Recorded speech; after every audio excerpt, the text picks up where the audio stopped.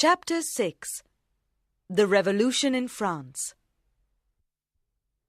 Another 6 years went by, and Lucy and Charles Darnay were happy together. They now had a young daughter, also called Lucy. Dr. Manette had never fallen into his illness again, and he too was cheerful and contented. Mr. Lorry continued his Sunday visits to the household and was regarded as one of the family. Sidney Carton visited the family as well, but only came 5 or 6 times a year. He took care never to drink wine on the days when he came to the house. One night, in July 1789, Mr. Lorry came to the house after he had finished work at Tellson's Bank. He seemed tired. "It's been a busy day," he said. "Our customers in France are uneasy. Our Paris office has been full of customers, and all of them have been leaving their money and valuables for us to look after. They all want their property sent to England as soon as possible." "The situation in France is serious," commented Charles Darnay. "The news from there is not good."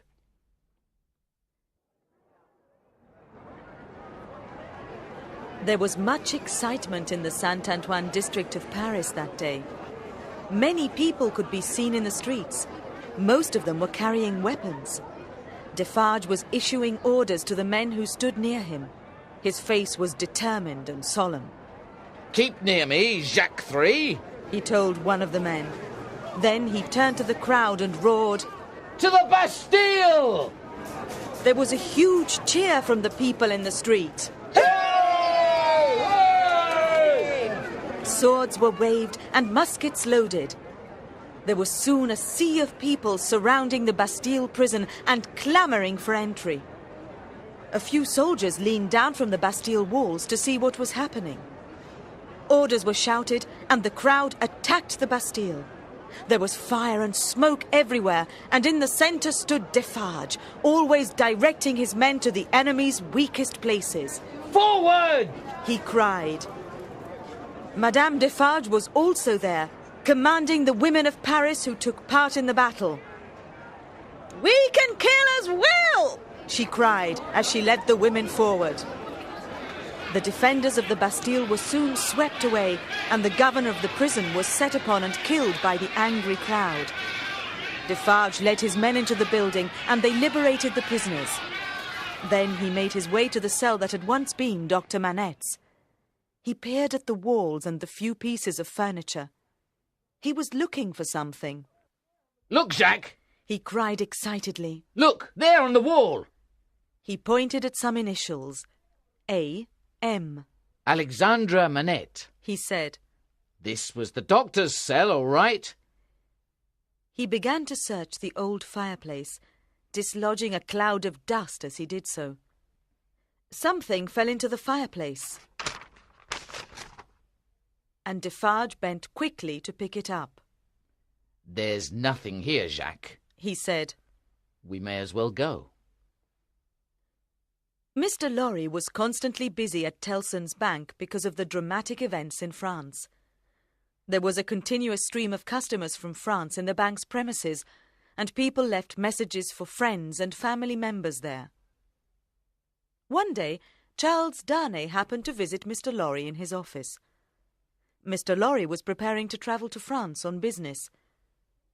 Darnay tried to persuade him not to go, pointing out the dangers of such a trip while the country was undergoing a revolution. "Don't try to dissuade me," the banker said with a smile. "I've worked for Tellson's all my life, and I feel a loyalty to the bank and to our customers. I must go." Just then, one of the bank clerks brought in a letter and handed it to Mr. Lorry. "This has come for the Marquis and Evremond, sir. The clerk explained. But no one knows where the Marquis is, or even if he's in England at all."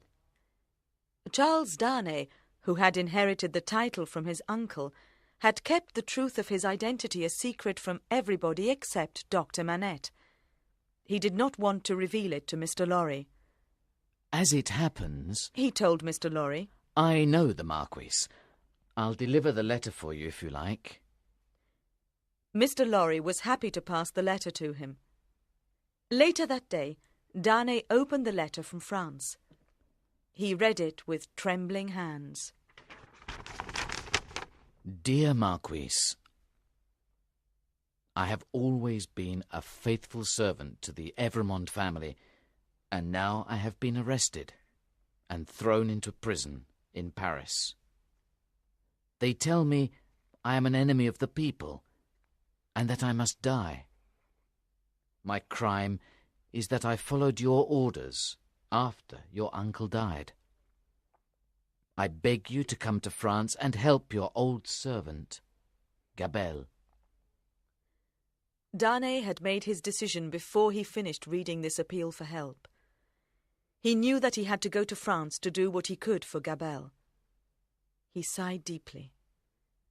He did not want to leave Lucy and Dr. Manette, but he knew that he had to go. He wrote a letter to Lucy explaining why he had to travel to Paris, and then he left for France.